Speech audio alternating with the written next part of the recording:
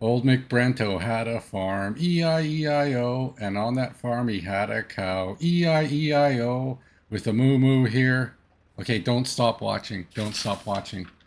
For this show is not about playing video games or about farming, okay?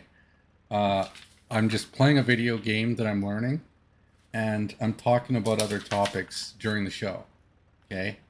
Like I have plenty of interesting topics here. One of the issues is, I guess, obviously technical issues. I had a mic issue, a hard disk issue, and a mouse issue all in the first few minutes before recording. All just emerged just before this recording. And that's how America works, right? Like just garbage components, not really designed to work together so well so that you want to buy new stuff, right? And that, of course, leads to economic collapse, right? And we're running a simulation here. I found one of the most realistic games there is to simulate the US economy and the kinds of things you would do to maintain an economy.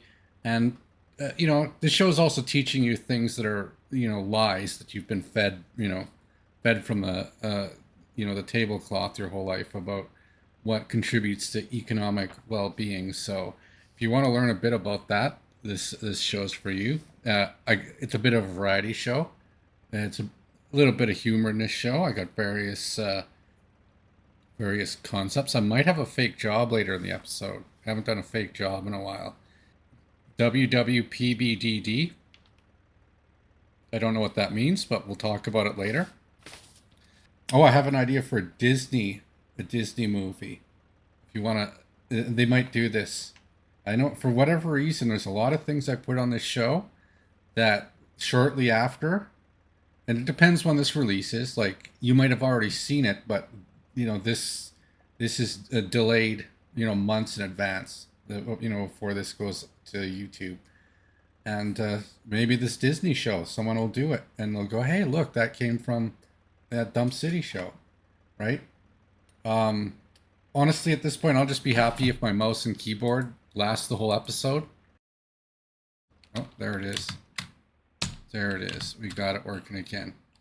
Okay, so we are playing. I am learning a video game here. This is a realistic mode Soviet Republic, and I am somewhat new to the game. This is my second try at it, and we're trying to, basically simulate the U.S. economy. This is probably the most realistic, like society simulator there is out there. And one thing I've never done on this, like this is 20 something, 23rd episode or something like that. And I've never built a farm, not in realistic mode. I did this in the campaign, and it's a little different in realistic mode because seasons actually matter. So you have like these tractors and stuff that you got to sort of manage. So part of the interest of this game is I know a lot of people like they'll go, "Oh, look, it's a video game show," and they're not gonna, listen to the other interesting content. But think of it as like the joy of painting, like with Bob Ross, where you don't need to know how to paint; it just adds to the interest of it. And there are some people watching this show who are a little bit more interested in the game itself too, what's going on, and it's a bit of a skill thing. Like this is realistic mode. This is probably one of the most difficult settings. If you ever wanted to simulate a real economy, this would be it today. I don't think you could get a more realistic simulation than this game at this setting.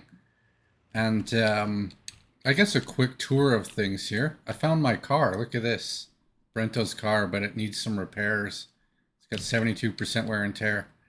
So we're just going to go over the world a little bit here first before we get into our various topics. I like to mix it up a bit. Otherwise, I'll talk about, the fake job or something, and you'll be like, "Oh, I just wanted to hear the fake job. Is my job fake?" Odds are your job's somewhat fake. If you're listening to this and you have a job, odds are it doesn't really need to pay what it does, or it has some elements of fakeness. Every job's fake to a certain degree. So it's just a question of how fake it is. I'll just move my car over to the repair station. So a quick tour of the world here. Before we get into it, just what's happened. So between episodes, and If you watch the series too, I explain how a lot of the mechanics work, and every now and then I do like a disclaimer like this to because I don't expect someone to be jumping in episode 1. Like maybe you jump in at episode 23 and then you okay, now I'll go back and watch episode 1 to see what led to this, right? Because and that's part of the storytelling here that we get to build a virtual uh, America, not to scale, not to the actual map, but using the same kind of economic mechanics and reality simulations. And in the last episode, I'd laid out these farms, like these fields and this farm here, and it wasn't quite built. And this livestock farm wasn't built either. So this happened between episodes, and that kind of explains the intro a little bit. So you're probably like, why was he saying that? So that's one of the mysteries solved. So and because this is realistic mode, weather matters. So right now it's April 11th in the game. I did a population count. We started the game at 11,787, and the most recent census was 9,154. So we've lost good 20 plus percentage of the population as we've switched to socialism here. But again, there's some questionable mechanics on how some of that works. But then that's also our all-time low. Hopefully we don't go too much lower. I did buy a few more immigrants to shore up the other spots on the map. We'll go over that shortly. So this is kind of new between episodes, is our farm setup. We'll get back into that later. And because it is realistic mode, seasons matter. So right now I believe they're sowing the fields, right? And I think they'll start harvesting maybe by the end of the episode. Or there'll be a crop failure and everyone will die. Who knows, right? So that's kind of the mystery. That's why you got to stay listening to the end of the episode. Otherwise, you're not going to know if we're able to generate enough food from these new crops to feed the cows, which then feed the humans, right? I only have one combine right now. Maybe I'll do a quick check here in China to see if they have any other combines for sale. I'll buy another regular priced one near harvest season, just in case. If I think the first one's going a little too slow, I'll grab another one. But again, we'll keep an eye on this. We're going to play this as much real time as possible to get into harvest season. And that's, at each episode I do this. There's something that you kind of got to watch to a little later to see what actually happens. And, having your crops fail, imagine that happened in America. That'd be awful. So we'll see if that works. Here, nothing new happening with our China distribution office. They have their construction office on China or American soil, but we're running low on money. And last episode was on making money, and one of the big themes of it was this idea that you don't want to spend money. That's the top way to manage your money, is to not spend it, because we got all this debt here. We're both in debt in rubles and US dollars, so that's a problem in the game. It's 1970 in the game, so we want to not we're going to really work on that debt the next few episodes. That's part of the reason why I put farms down, just because the workers out there, they've been constructing stuff the whole time, but they got to start doing other things. Here we have a setup where lumber's being moved to I'm just going to do a quick change in the routes here. We're trying to sell US lumber to Canada. We're going to go into our city soon here. I'm going to save that for last, because I know people following the series know that our main city is Los Angeles. Well, until Dump City is formally built, we might get that started very shortly. Like, technically we've been building like the suburbs of Dump City, but we don't have the technology yet to actually, I'm going to switch the routes right here. We're going to put that to US lumber. There we go. So it won't stop there anymore. I'm not too worried about that. wood outpost here. Here we have, oh my god. Okay, we have all the boards have been picked up, but none of the workers are showing up. Okay, so we have some issues here. We have some emergency issues. Okay, we got some workers here idle. Well, again, one of the ways you know if your economy is working well is, are your workers idle? Are they on YouTube making streams? Or are they in a sawmill making boards, right? And if they're in a sawmill making boards, then your economy is running efficiently. But we're very, like, where are they? Where are they? Okay, I'm going to have to do a check here. What is going on with our Mexican worker line? And just spot check some of these vehicles. Okay, this guy's going to pick up someone. There's a very, very low amount of workers here, and that's not good. We have all this wood that's completely jam-packed, all inventory, and not enough people to do anything about it. I'm going to lower the number of brick workers even further, down to 2, because we're not selling bricks anymore. So we're just going to slowly stockpile them. Again, this is the game managing your resources. This is our little construction industry zone. Again, if you follow the series, you kind of know what's going on here. And this is our vehicle repair zone. Okay, we got tons of vehicles being repaired. We have a train here. Currently, okay, the repair just finished with the train. That's great. So we'll start repairing some other vehicles here. Let's get this little guy here. Oh, it can't be repaired yet. Okay, oh, we're repairing. Yeah, that's a good vehicle. We're low on cisterns. So I think we're gonna send that out. So this is where we maintain our vehicles. Some of our workers will show up here. We have 5 workers showing up. So that's good. Actually, I just realized we have a bunch of buses. Well, there was 4 of them parked here earlier. I just want to make sure we don't, like, once you get into the triple digits of foreign workers standing around, see, this is just about a concern. But we'll get to that in a second here. What's going on with LA itself? Well, between episodes, as you notice, my population went up a bit here.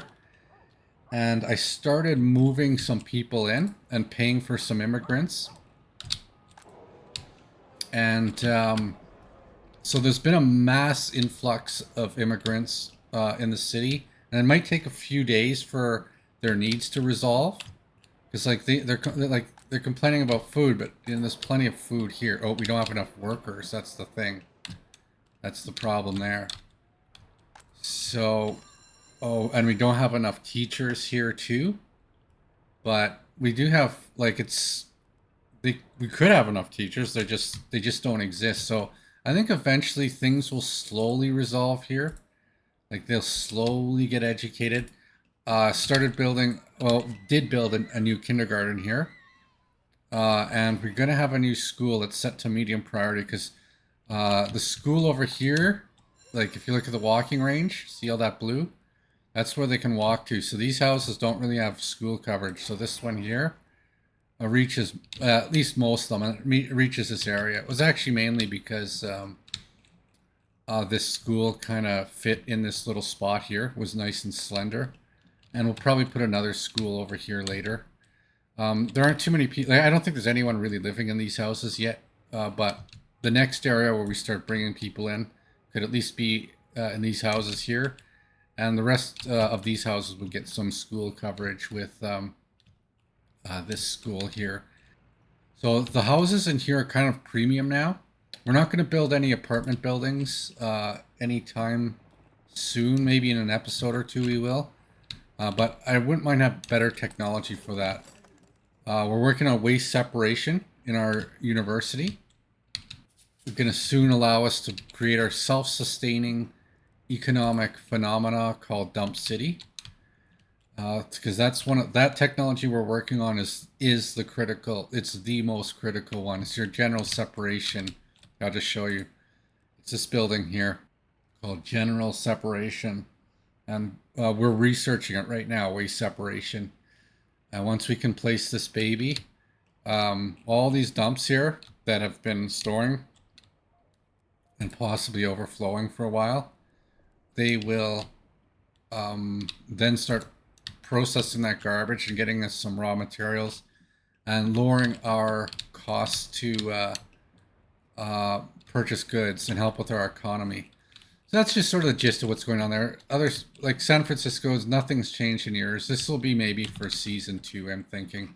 Like, it's just too much work to get these other things going. I was a little too ambitious when I started out, but this realistic mode is just insane. So we'll keep an eye on this, make sure things are going somewhat normal. Looks like this, like, check out these growing processes, right? It looks like oh, we got a full dump here. Let's check that out. Wow, our dumps are getting really full. We don't have much other space either. Like, we're gonna be just on the nick of time here to get this general separation. Actually, we might not even be on time here.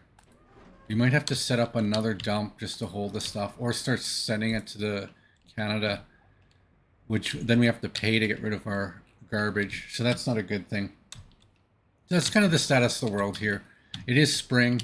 We've done a few episodes with winter in it, and there'll be no winter in this episode, thank God. It's just too slow, and here we get to see a little bit more economic growth.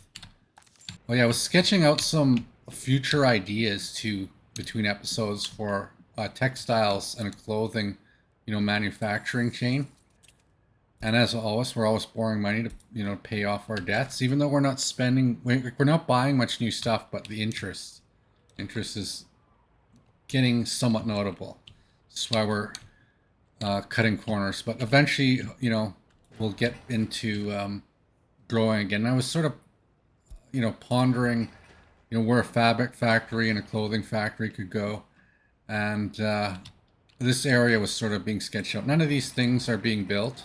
They're just in blueprint mode, but just something to plan for the future. Okay, so one thing I've not actually done on the show is show you how a train gets assembled. One of the things we need here is some food being delivered to our factories here. Our food factory, or sorry, crops delivered to our distillery and food factory. Because we're going to run out of crops here soon because the delivery route is blocked off. But this train route isn't. See this track? This track still works. So I think we're going to do that here in a moment.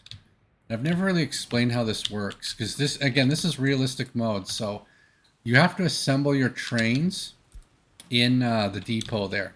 We'll get into checking our farms a bit later. What's going on here? What's this guy doing? I think he's putting like chemicals or something on it. I don't even know how these things work. And let's see, do we have... Yeah, both tractors are here.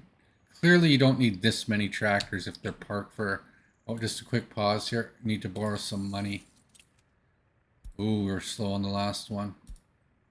Before I describe the Canadian election process, as you know, I live in Canada, so it's not, every now and then I'll mention that. So I'm somewhat neutral to this. I'm not picking on any particular city, just a city I think is...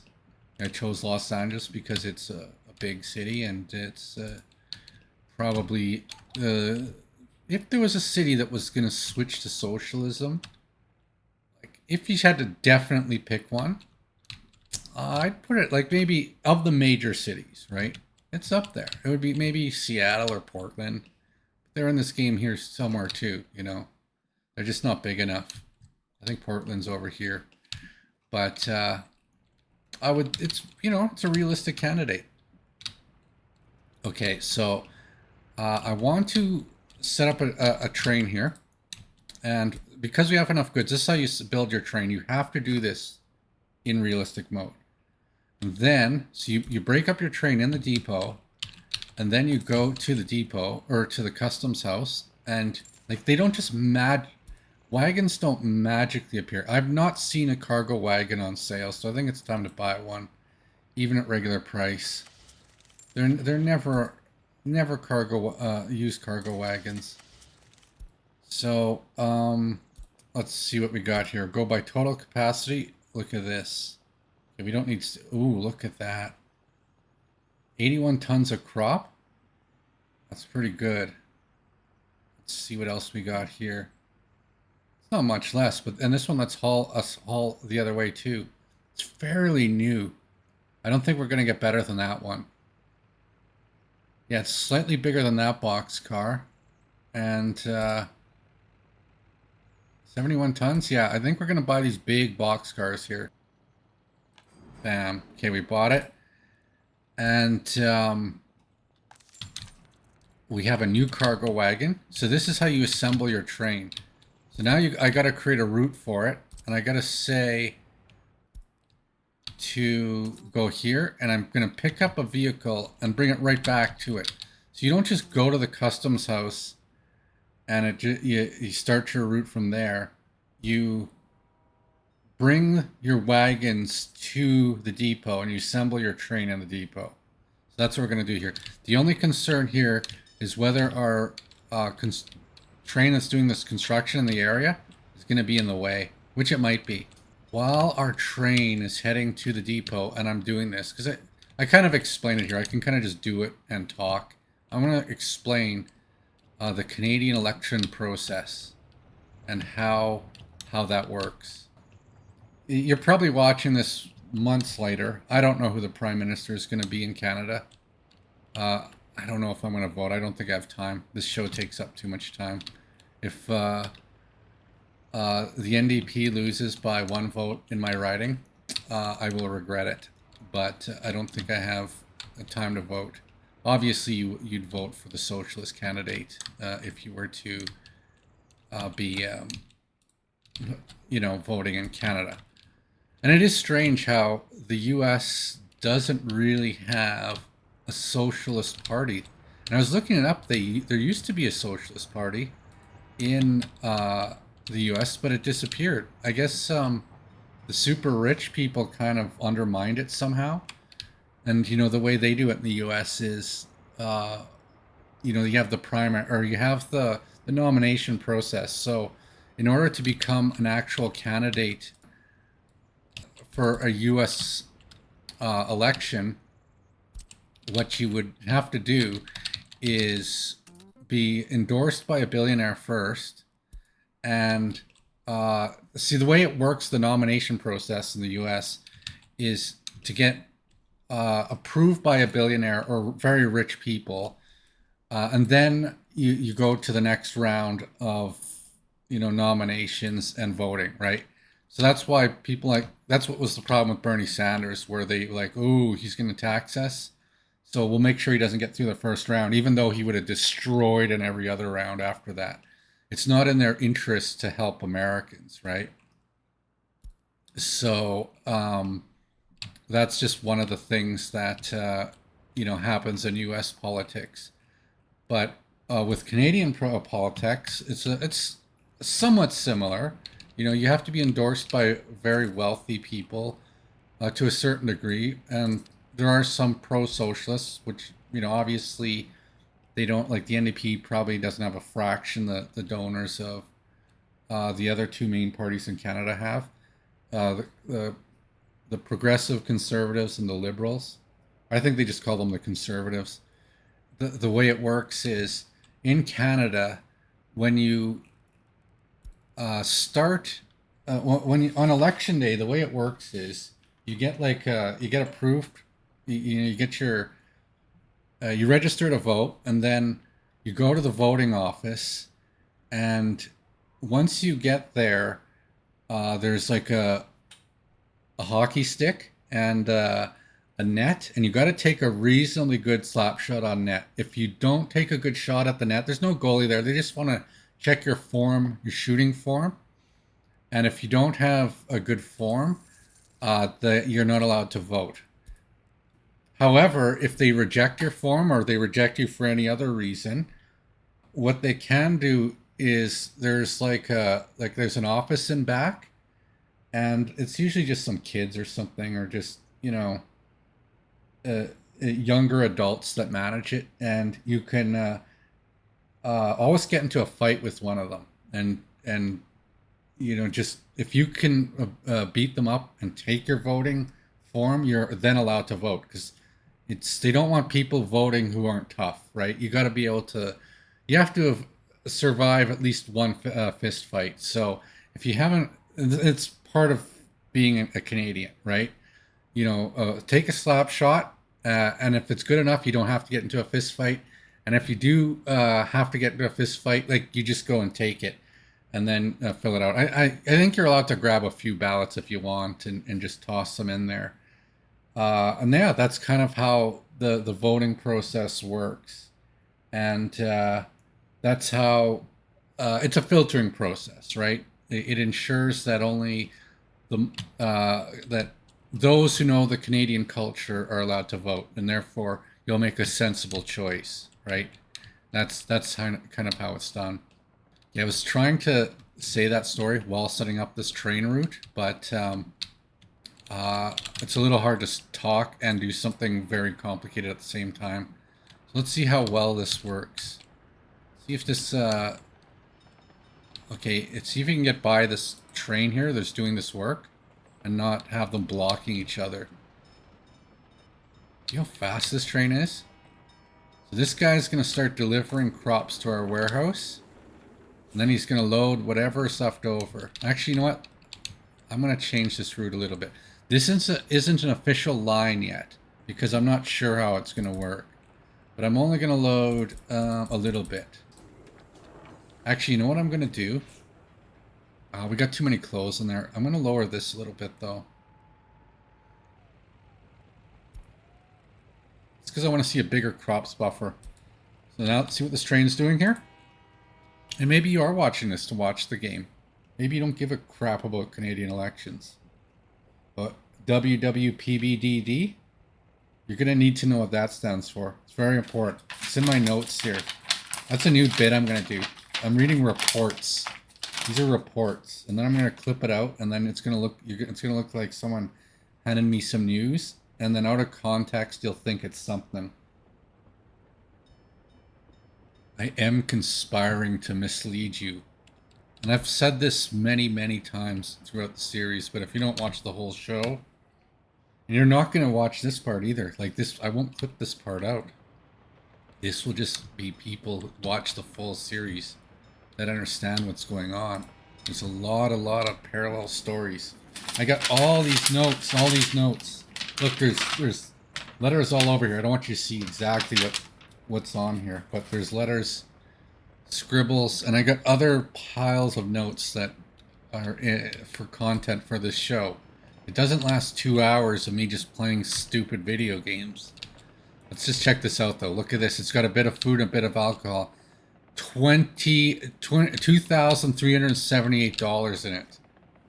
That's 10%. You're going to have to do a little bit better than that later.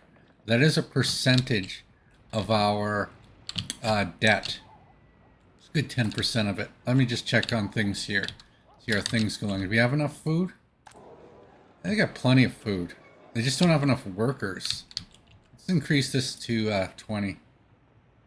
Actually, let's go to 18. They're not, like, it's not even filling as is. So, what else can I do if it's not filling as is?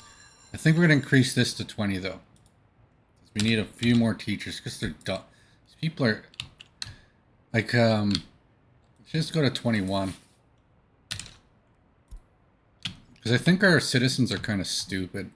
They're not terribly educated here. Oops. I'll get some borrowed money. Constantly borrowing in real time. That's the challenge of it. Let's check our education here. I got a few other topics here too. I might have a topic here that is so interesting that, oh yeah, the hammer and sickles. Yeah, what's the hammer and sickle? I mentioned it at the start of the episode, so I definitely got to finish that one up. It is almost torture to have to make this show. It's almost torture, and all I want to do is just quietly play my video game, like Bob Ross painting. and just putting you to sleep with his voice, and then it becomes background noise. Did it again. Background noise mentioned in every single episode. We're gonna take the market. We're gonna take it. It's consistent, consistently mentioned, and that's gonna be a search, and that's going to. Okay, now we're getting some boards here. See that little adjustment of Mexican workers that gives us enough boards. I want to check a few things here though. Okay, this is fully repaired. Oh no, sorry. Oh, we bought this bus. Okay. So this truck is repaired. We're gonna send this over to our distribution office, and that's because later on we need these for crops. So I want to have it much closer because there's basically only. See, it says no trucks available on our farm. I don't think we need trucks. Maybe I should put one in.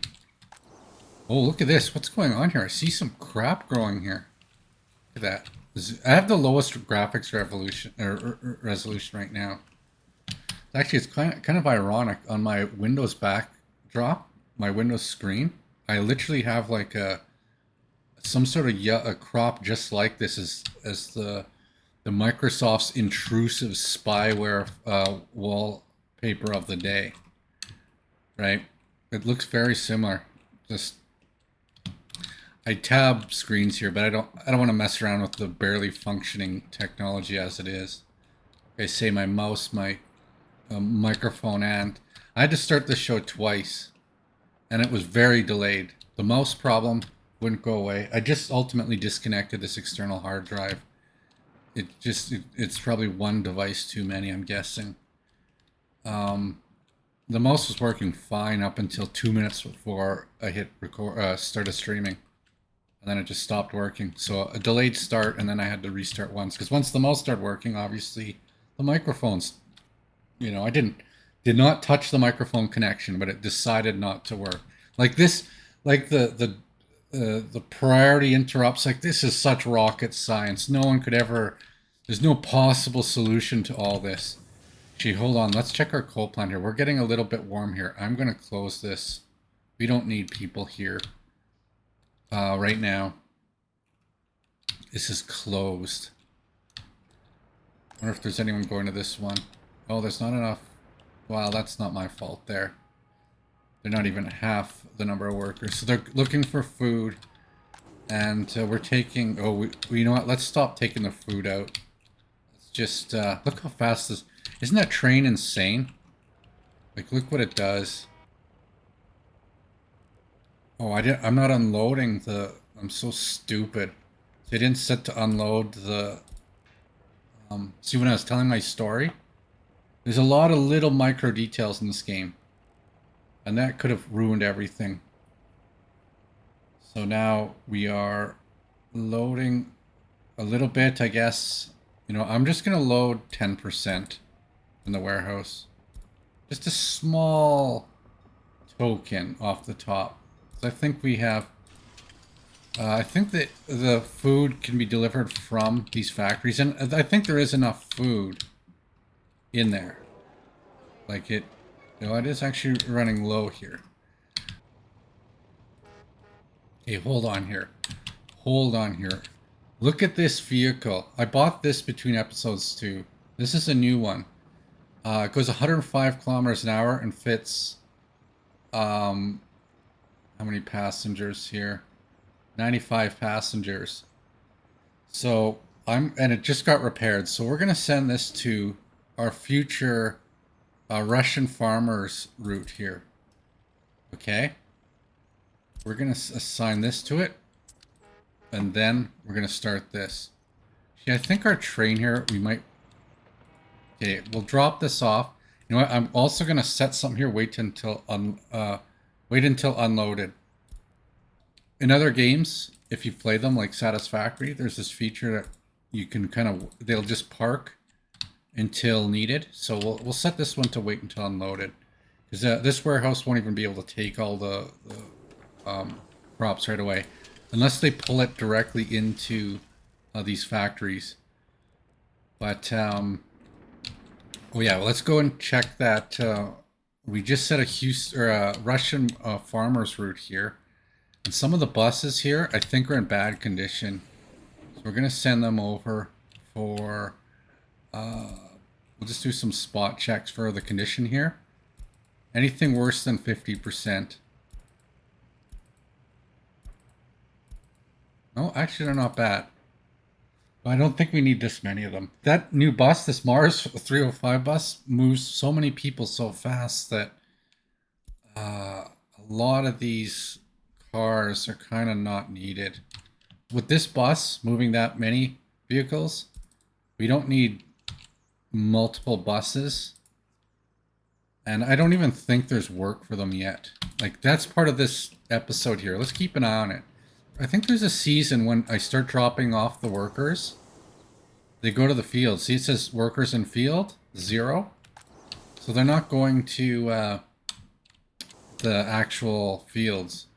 I think the only work they have is to work in the fire department right now. I built this too. I think I started this between episodes. This, like, because we're going to probably set up maybe some houses in this area. But they ain't getting sewer and water anytime soon. We have an extra big technical office, and that will kind of we'll just give them like water and drop-offs and stuff. Yeah, so it's not even able to drop off the workers. So you know what I'm going to do with this vehicle here? I'm going to make a custom route. Yeah, that's what I'm going to do. I'm going to play a new game here. Some of these vehicles, these Russian farmer vehicles, are going to have new routes that are slowly going to become... Okay. They did drop off. What happened there? Where did they get dropped off? They just disappeared. They've been on the bus too long, I think, with no work. Stuff doesn't magically get made. You know, leverage isn't really an economic game. If you buy a bunch of properties and then hoard them and then they go up in value, you've produced 0 for the economy. And there's arguments because of opportunity costs. There's arguments why that has a net negative, but that's what, you know, that's what Canadian banks do. So they actually actively damage the economy, but it makes rich people richer. So that's, and the US to a certain degree does that too. Okay, let's talk about something else here. Oh yeah, my Disney idea. Want to hear my Disney idea for a cartoon? So, and maybe it could be made very realistic with AI, like with Unreal 5, so it looks real, so that you think it's real. You couldn't actually realistically make this movie with the characters I want, but the idea for this, it involves a polar bear and a tiger, and they help kids, and they help they're friendly, and they're always very helpful to kids. So whenever, you know, kids get lost or something, this is a terrible idea. Why am I even saying this idea? Why did I write this? Okay, I think I wrote this. But anyways, it's just like we want photorealistic tigers and polar bears. You could use regular bears too. But we want to get kids to trust them for help. Like if they're lost or if they need something, just walk up to these things so that, you know, they get more comfortable around these kind of animals.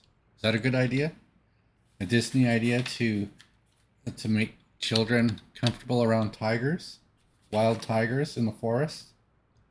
Is that... or bears up in Canada. Let's go hang out with the bears. I've seen bears up close in the wild, and it's a little unnerving. I've been in situations where if that bear were to get angry, there's nothing I could do. Like, but it was at a dump. I've seen them a few times. Like, if you drive by them in your car, it's not as big a deal. because you got your car kind of as shield. But if you're just walking around and there's nothing between you and them, they catch you off guard. But it was at a dump, and the bear was just so happily eating at that dump, it didn't want anything to do with me. But it is a little unnerving if you see a bear up close and there's no, imagine you're at the zoo and you're like, uh-oh, the fence is down. You have a very, like, I'll just say it's one of the most terrifying moments. Like, just sheer, there's a primitive terror sense that humans have, and it's one of the few situations it can be unlocked in. Hopefully Disney makes my movie, and it'll teach kids not to have that terror, right? It's good not to be afraid of bears and tigers, right? Okay, that's a terrible, terrible idea. It's a bit. I had a topic on that earlier about it's called CGI polar bear, but just this ridiculous, because it was kind of the motive for that. But why doesn't Disney get all the way in on that, right? Go full CGI animals you shouldn't be friendly with. I like making these shows. I wish this is all I had to do was just make shows. This would be so easy. I could talk for 8 hours if I didn't have to do all the other things like editing. Oh, that's another thing. I have just set up a Twitter and Reddit account. I don't have any posts yet. I put quite a bit of care during my time down into how those accounts get set up, and you got to configure them, and it's a bit of a learning curve, right? Eventually, I'll start being on there, so be sure to check those out. Maybe I'll share some interesting stuff I see on those platforms. Become a true Hollywood celebrity that I'm. Well, sorry, I am a true Hollywood celebrity. In case you didn't know, that's I got to be very honest about things. You don't want to be dishonest, right? Hollywood's all about honesty. So, yeah, I'll be on Twitter and Reddit soon. I don't know how much I'm going to do on Reddit. I might get involved in Twitter. I might even stream on Twitter, maybe for season 2 or something. Just an idea. But and I have been on Twitter before, but I had to convert an old account. They say the best practice is if you have an old account, it's to not make a new account if you're doing a kind of a new enterprise. Just use your old one and rebrand it. So I had to go over some, like, I had some posts that were, just kind of stupid. Like they were inconsistent of character, more consistent with a previous career, and I took those out. I'll be on those platforms shortly. I shouldn't talk and try to do stuff in the game at the same time. You'll notice the voice gets crappier, and for some people not even into the game so much, they're like, you're not talking properly. Imagine if people yelled over Bob Ross's shoulder while he's painting and he's stuttering and pausing while he's actually doing stuff. Okay, we're gonna do the hammer and sickle shortly. Well, within the next hour. And I think we'll do the WWPBDD. And there's some other stuff. Oh, the fake job, right? We might have a fake job. Might have a fake job in the episode. But this game, again, there's so much going on here. I'm really overwhelmed by the game right now. Like, as more and more things go on. And this isn't a big deal. We kind of want our vehicles. Actually, you know what we're going to do? We don't have enough boards. I'm going to increase the Mexican worker drop-off. Because I think our vehicles are getting really repaired. Actually, you know what? Let's straight up drop 50% of our Mexican workers here. I think our repairs are getting acceptable. And we now have our food workers. We got 2 buses. Look at that. These are actually Russians. I think. Let me just check. Yeah, they haven't arrived yet. Oh no, maybe they did. So now we have a lot of extra workers being dumped in the middle of the city. Lots of workers. Look at this. Look how full we are. And it's just It's just waiting to get unloaded, right? And we're going to drop off extra workers. Really cranking out that capacity. Let's check how we got. Looks like we got enough food in our malls. Check this mall out here. Plenty of food. Plenty of food. No issues there. Oh, yes. Look at that. All the kids in class. Very good. Very good. How do we got here? No one waiting in line. Okay. How about here? Plenty of people watching Dump City, the movie, right? And we got the sports hall. Looks like it's okay. People getting their sports in. We're still chugging along with knowledge. Oh, we need more professors. So as you know in this game, professors either learn technology or they make your people smarter. But making people smarter is what makes more professors. So we're not going to be... This will be, I think, maybe for the next episode. Actually, I think it's pretty obvious what the next episode will be about, given this, Dump City and the linchpin technology finally being discovered. Like, that's what... So just so you know, one of the reasons you make cities anywhere, whether it's in video games or real life, is because cities are the source of knowledge. Farmers are dumbasses. They know how to use things and fix things, but they don't invent things. They're just like, here's, such a terrible thing to say. Farmers aren't dumbasses. I mean, they're not a university professor. And, to be honest, there's actually a lot of universities that work directly with farmers, and they are very educated people. And I have seen, I've watched YouTubers do robotic combines, but riding the robotic combine isn't nearly as difficult as inventing it. The invention of it is, centuries of man hours, like literally centuries of man hours go into it. And just because you can buy the final product, just with a lot of things, you buy it, any technology, right? That's what City's primary function is to discover technology. You got to feed all these people, and and I guess they provide you with some entertainment too. But the most vital thing they do is discover innovations that modernize. That's what cities do. Okay, that's the formal purpose of a city, is to innovate. And I guess it's a trading place too, but innovation is kind of the unique thing about it, is that just by numbers, sheer number of monkeys typing at a typewriter, you will get a better output over time. Okay, I want to do a quick check on our super bus here. Look at this thing here. Oh, what's wrong with this? This guy needs help. This guy is problems. Oh my god. Okay, what route is this? Russian oil. Can we put another truck on Russian oil for now? Wow, I didn't realize how bad that truck was. You know what? I think we're sending him to get repairs. That's ridiculous. We give, is there another truck? No. Actually, we might have a truck here we could put on Russian oil. Let's see. Wow, see, we have a big truck just filling gas. Yeah, we don't have any spare ones. Oh well. That truck's got problems. How's the condition of this one? I'm just going to keep it. It's too small of a truck to mess. He's not going to contribute much. What's this guy do?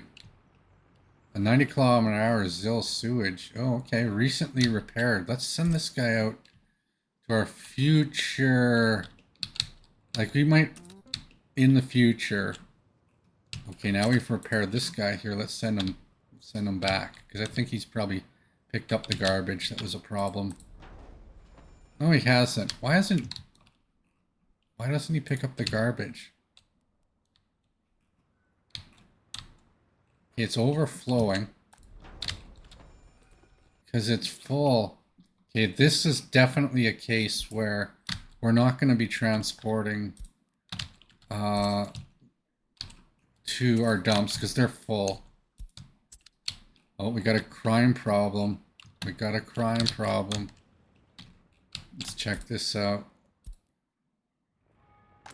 Stop looking and... Oh, this is new. Okay, this just finished. This is the University Halls of Residence. So the way this works is it's just like any other house, except the people in this building can only go to school. So slowly our students are going to start moving in here. It's a way of adding more housing supply, which should create some vacancies in the rest of the city. But we'll see how full this gets eventually. But basically that's just a new house. Nothing too exciting.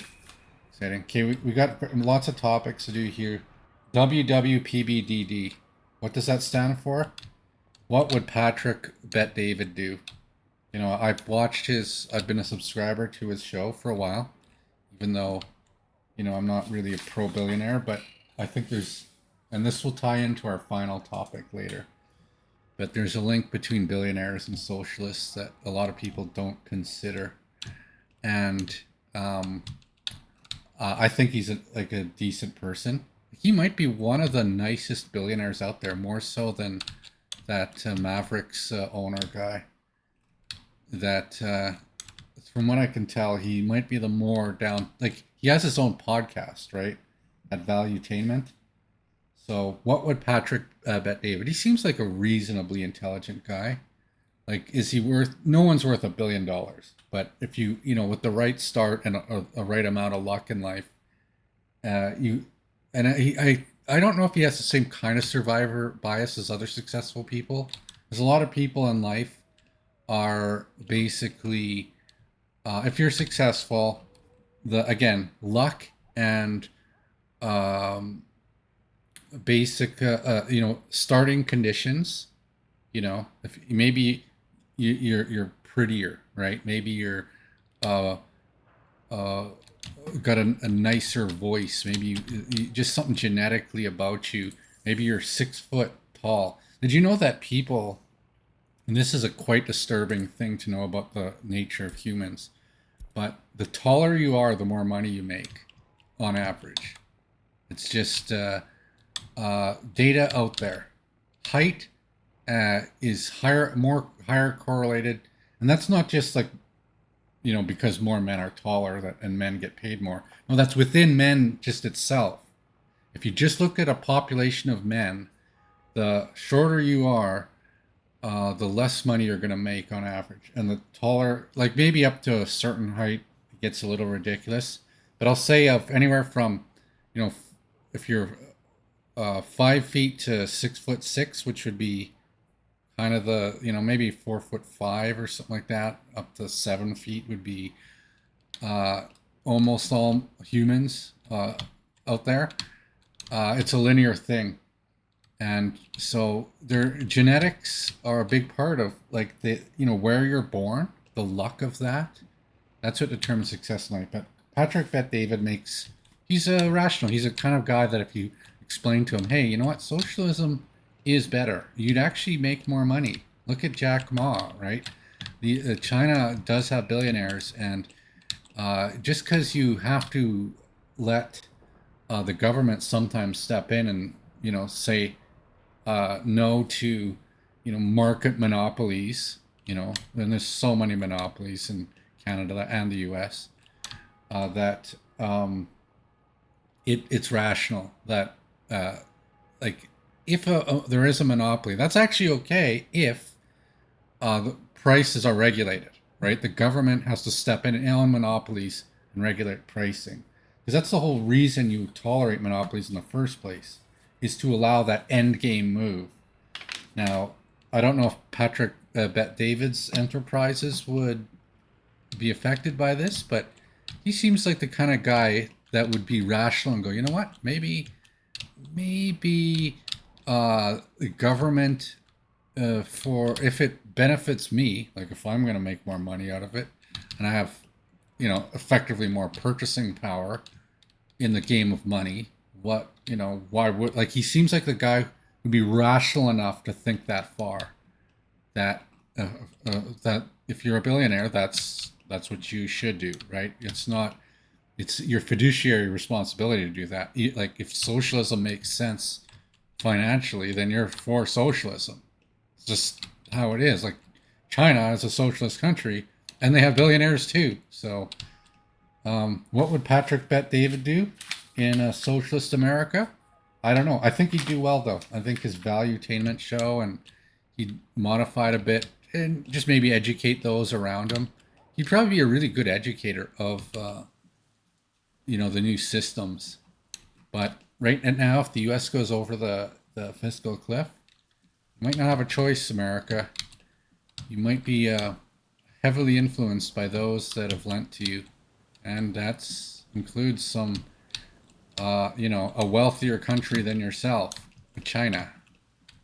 And just so we're clear, the only reason the U.S. has a higher GDP is because it includes non-real assets that don't affect actual wealth.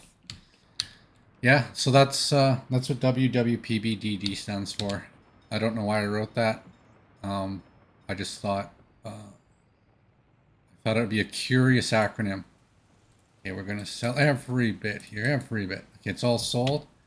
We're gonna park the train for a bit because we do not need this thing driving around doing all kinds of nonsense.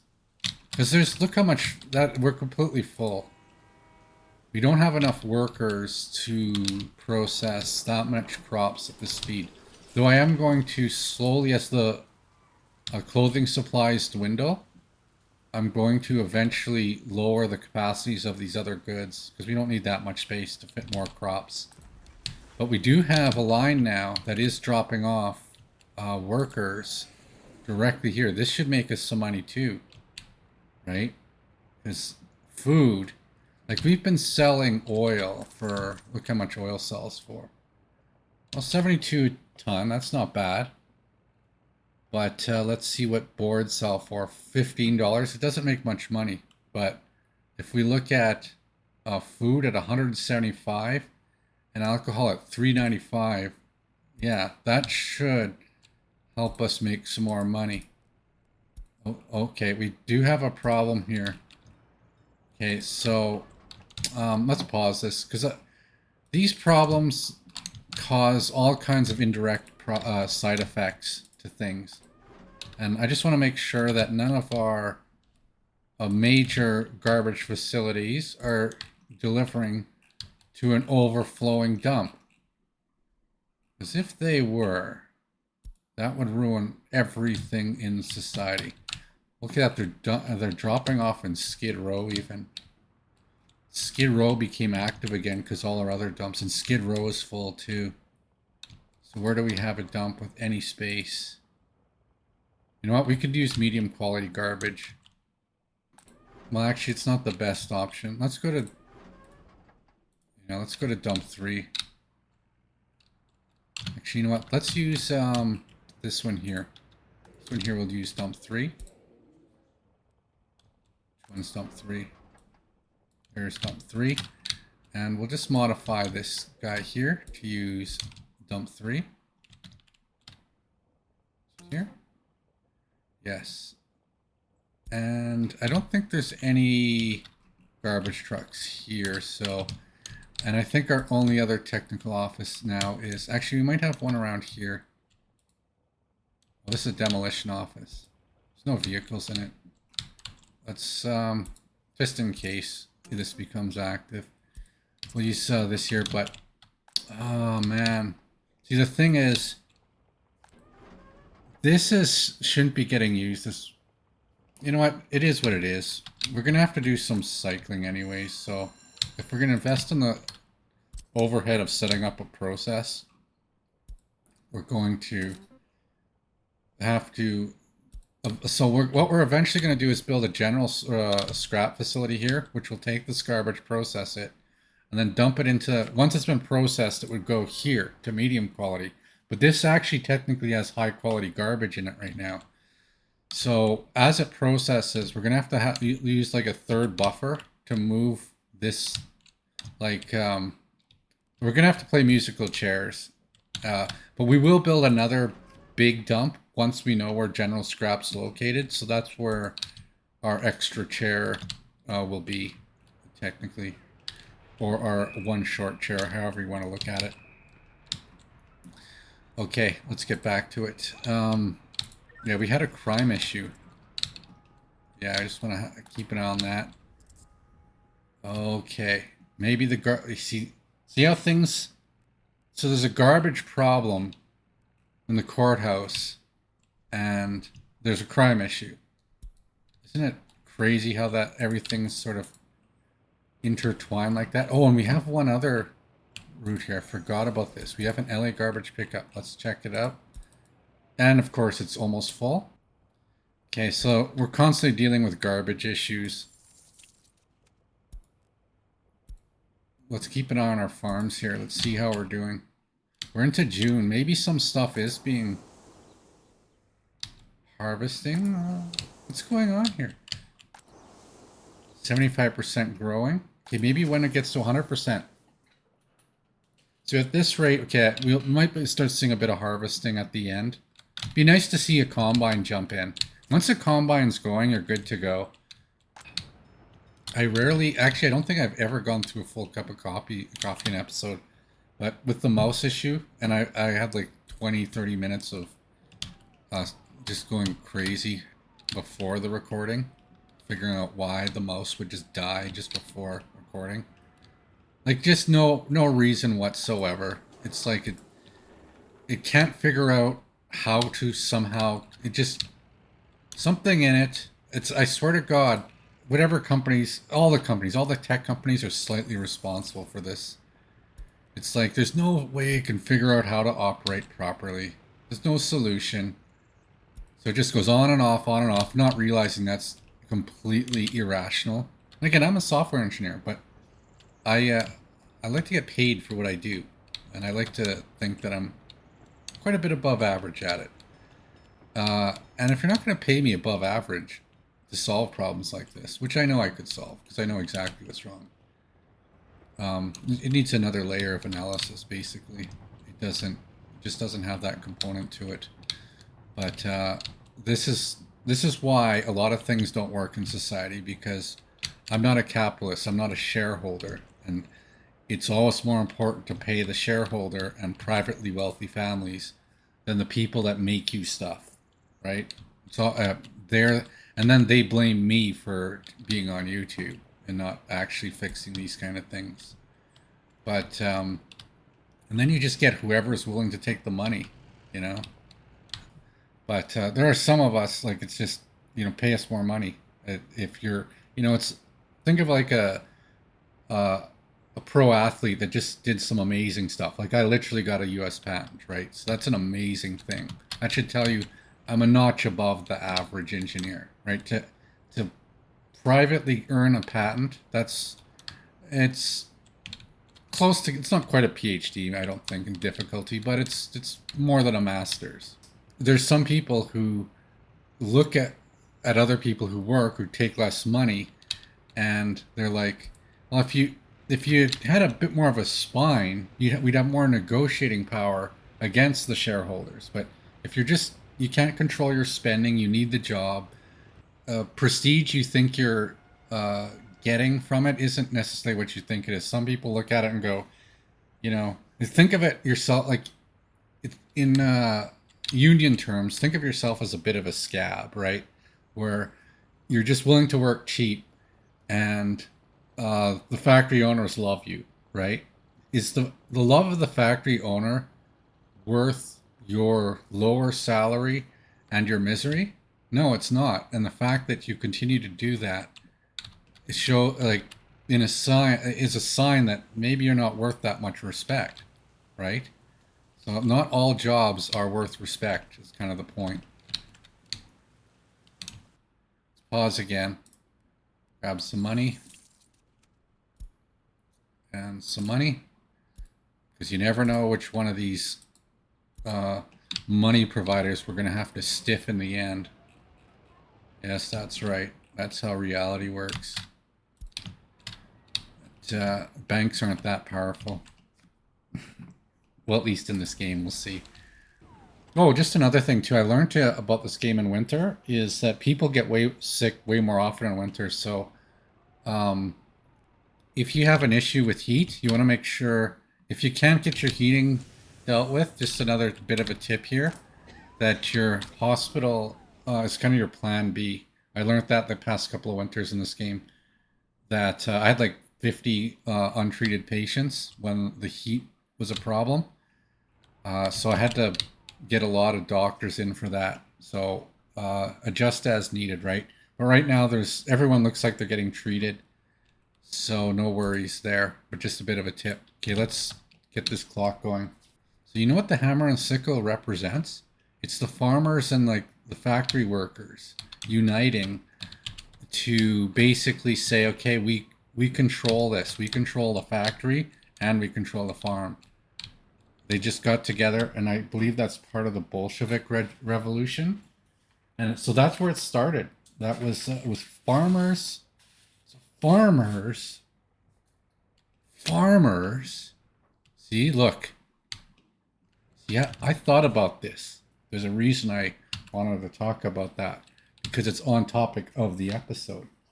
Farmers and machine workers, I guess here, you got distilleries and you got food factories, you got concrete plants, asphalt plants. These things all require uh, workers. And they got together and said, hey, you know what? We're taking charge of this.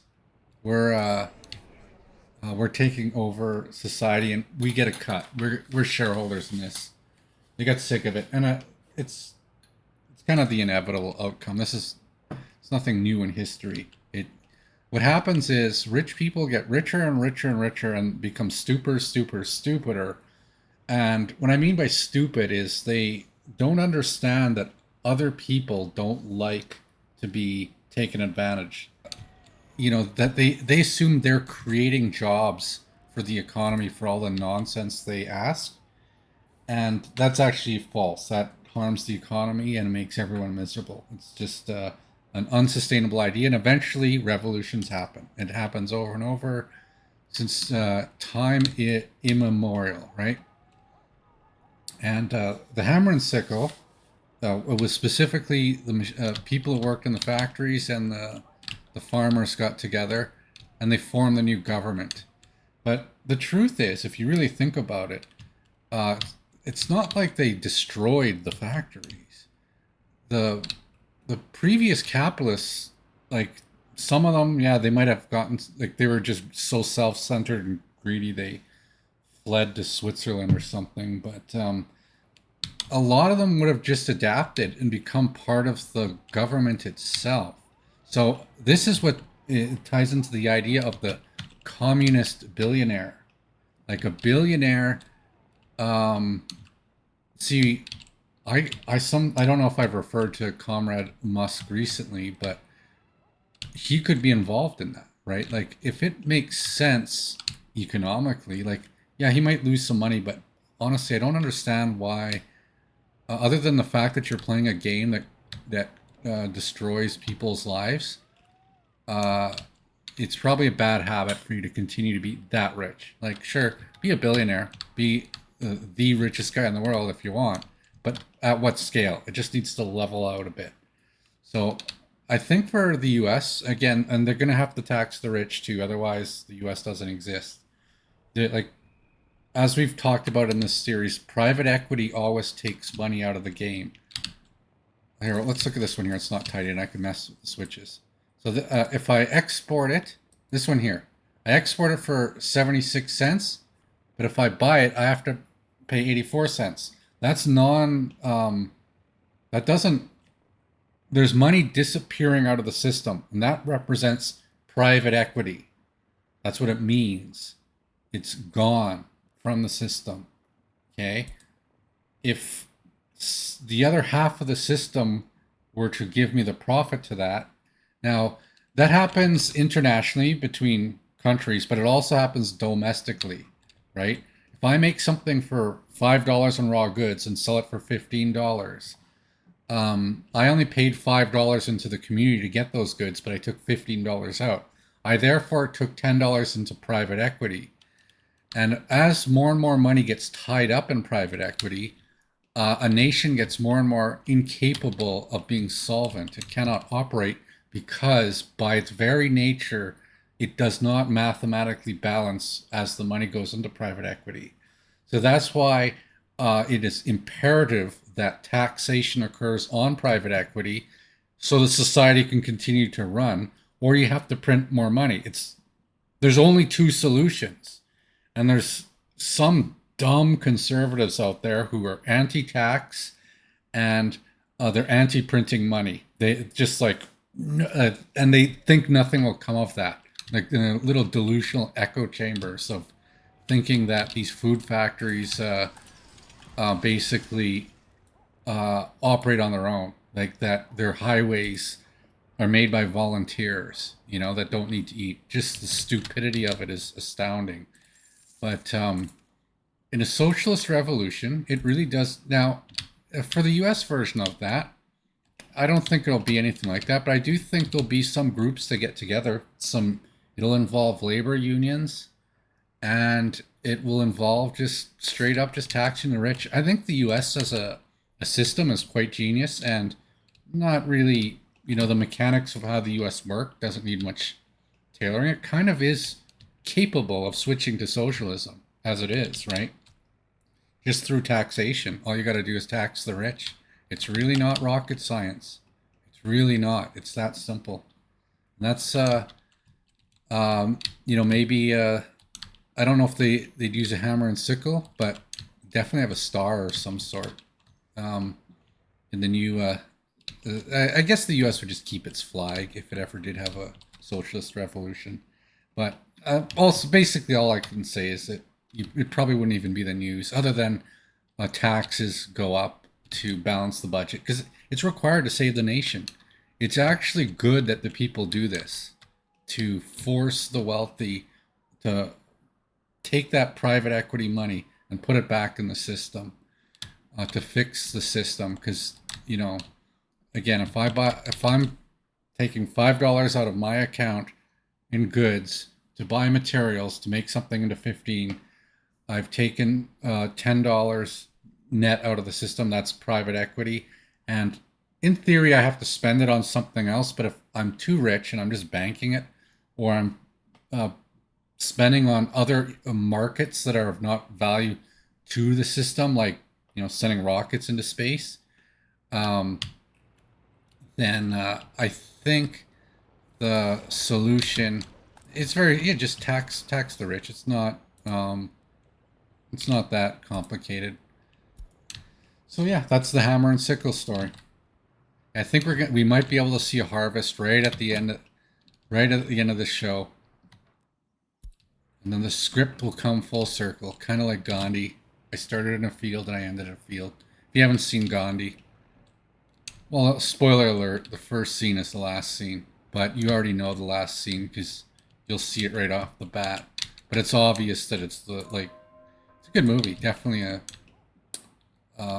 top 100 movie of all time. Ben Kingsley. Good story. It teaches you the power of not being stupid. That's the one thing that he taught us. How not to be stupid. Oh, the garbage pickup's so terrible here. This has no garbage service, this university. I might have to put another one somewhere in here. I'll do that between episodes. I just want to make sure nothing's going too bad. Let's see if our courthouse has okay, the garbage is gone at the courthouse. Now crime goes down. I guess they're processing stuff fast enough. We have a jail here. Let's see. Ooh. Let's add a couple more. I'm not sure if that's enough. We are getting some prisoners here. Just a few more prison workers. But I think once the harvest begins... Again, I don't know how this works. I'm learning how farming works in this game. 97%. Okay, we got to talk about one last topic here, just because we got a bit of time. And a fake job. So this report just came in, and stock trading is a fake job and contributes nothing to the economy, and it actually harms the economy because it effectively takes money out of public circulation and puts it into private equity, and therefore forces either increases on taxation, or it forces printing of new money to operate, the rest of society. So our fake job of the day is stock trading. So I know there's licensed brokers that do this stuff too, and I think that's why you have licensed brokers, because I don't think it was ever intended as a system for everyone to be doing. It was kind of a system to manage capital a little bit better, that a few people, like really only a few people, are required to do this. And as with all fake jobs, AI can do like a lot of the decision making nowadays too, so we don't need as many stockbrokers as we used to. Yeah, it takes the money out of the system, and it doesn't generate anything. It doesn't produce anything. So I think that a central planner, like a group of central planners allocating funds for the purpose of maximizing efficiency of the society itself. Again, economics is efficiency times scale, right? And if you were to replace stockbrokers with, money managers that reallocate funds, but again, they shouldn't have direct control of it. It should be the resource planners that dictate to the stock traders how it goes. Because in a way, that's how it does work, right? All a stockbroker does is react to what's going on in the real economy, not the fictitious financial one. And again, finance isn't a real economic thing. It's crystallized time, right? That's what money is. Yeah, one of the ways the U.S. could avoid going off the fiscal cliff is to basically make illegal stock trading, and all this idea of private investment, and the idea of taking money out of the system for private use. It's out of hand. You can only have, well, the U.S. has way too much of it, and some of it's even going to start going internationally too. So this is a real security threat, because a lot of investors in stock now are going to be foreign actors that are going to be, sweeping up deals on the, mismanaged U.S. economy. So they'll buy it cheap, then they'll reorganize, and in long story short, U.S. culture is done with. So if you want to avoid that, you would, like many other fake jobs discussed on this show, you would want to strongly discourage stock trading, individuals and stockbrokers. Again, there are some managing account balances in conjunction with material costs and labor costs directly, but I'd say 90% of the industry, 90% of the people involved in it probably should be laid off, because again, because they don't produce anything of utility for society, like real utility, not artificial. Like, I could put a construction sign, on my road saying, yeah, there's construction on my road here. But if you pay me enough money, I'll offer you the utility of using the road, right? That's kind of how stock, like a lot of these fake jobs work, that they claim to offer utility, but they don't, because it's artificially generated utility. They cause one problem and then offer you a solution to the problem they caused. But yeah, definitely, I'll say even as high as 90% of all stock traders and stockbrokers, and the general idea of Wall Street, like maybe keep Wall Street, maybe a couple of other major markets, but all the rest needs to be trimmed massively, because these people, some of them make a lot of money too for effectively having like zero economic benefit to society. Zero, literally zero. They command a salary to move money around, a net zero. They take money from one person and give it to another person, and give it a portion to themselves, but produce nothing out of it. All they did was move it around, made this person richer and this person poorer. And they always go, well, I never thought about the people I was ripping off. I just assumed they were okay with that. But yeah, no, that the stockbrokers is stock traders, like professional and amateur, like is it's a waste of human capital. Like you could be doing something productive if it wasn't if you weren't incentivized to be doing it. So end all incentives for this. And I think the U.S., if you're going to avoid going off the fiscal cliff, I think that's another key cog that needs fixing. We got to get ready for harvest here real quickly. Real quickly. We're coming to the okay. Perfect condition. Covered haul truck on its way to its new home, the farm. So you know that warehouse we were supplying at the start of the episode with these trucks? Then during the episode, we switched over to trains. Oh wow, we gotta switch back. We gotta turn that train back on. We gotta turn this baby back on. We're running out of crops. So we're buying these crops from Canada because apparently they got farmers too. The US has farmers. Lots of farmers. And I think it's almost harvest time.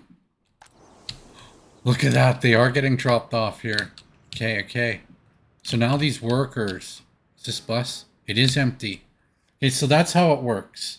I didn't know that. This is the first time in realistic mode I've made a farm in Soviet Republic. Okay. So lesson learned that these workers appear to only be valid in the harvest season. So let's as the episode comes to an end, I don't think we'll empty these all out, but I'll keep track of it maybe next episode. If we have enough workers, like if they were still able to do more work and they harvested this all, I'll add some more. Maybe they won't get done on time.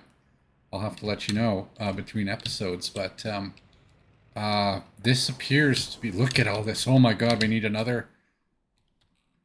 Look at all these trucks. Okay, we're going to have to send another one. Where did, we were repairing one. It better be fixed by now. I'll hurry up, damn it. We need more workers. All workers. How much can it store here though? I wonder what if there's a limit. Okay, so this one's still growing. Okay, this one's beginning to harvest too. Okay, so I think, let's make sure our buses are... the main thing is we want our workers always like near less than like 80. 80 is kind of like the limit you'd want to see at the customs house, unless you see the bus about to pick some up. And we want to work on this hard. I'm going to lower the number of firefighters during this season. We need this truck repaired. Okay, there we go. Let's make sure we got another one. That one can get repaired soon. But, okay, maybe we'll switch back on repairs. So we're going to send this guy over to our harvest zone. Like, I think it would be nice to have a permanent truck in here maybe for the future. But for now, we're limited on trucks. So now, okay, it's bringing food here. And we don't have enough workers here. I think this can really eat up workers. So let's put 20 on here. Let's see how this works. Now cattle, like crops, the price of crops is 28 rubles, but the cattle, the livestock's 152. So that's why processing it and shipping it is a good idea. I'm gonna look for, I'm gonna grab one of another covered hull and send it into that general direction, because okay, this one here can go and serve over here because we have no covered hull. Actually, you know what? Let's send it. We'll send it over here. We'll send it. We'll really make sure we got enough. And as the if the livestock capacity gets too much, I'll switch it over so that it starts hauling the livestock to China. And that'll make some money. Money's good. Okay, look at this. So they're making livestock. Yeah, they take the workers, they take the crops, they bring them into a room, and out comes a cow. That's how it works. Specifically. Super realistic mode. But we'll keep an eye on that. I just want to check if there's anything else that we didn't tie up here. Yeah, we got a lot of workers here going to our food and distillery factories.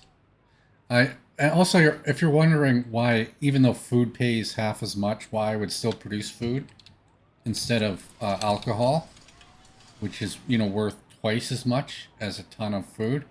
It's the number of hours it takes. And there's other things like water and electricity, but it takes more man hours to make the alcohol than it takes to make the food, the frozen pizzas.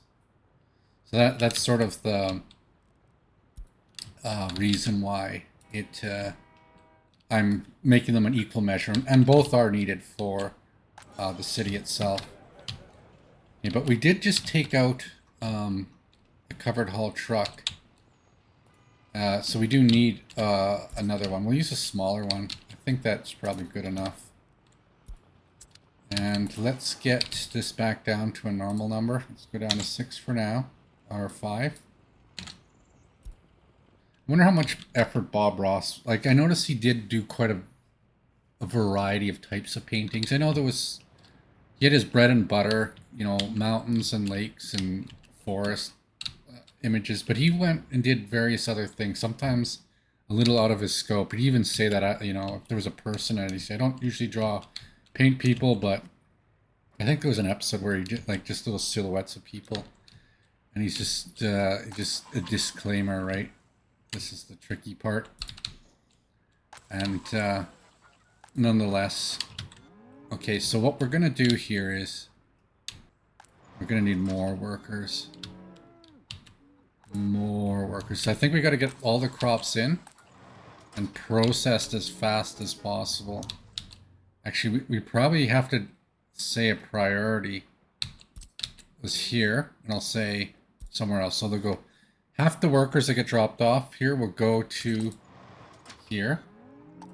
I know there's 95 that can fit in the bus, so they'll quickly convert that to cattle, and then that'll create space to move more crops.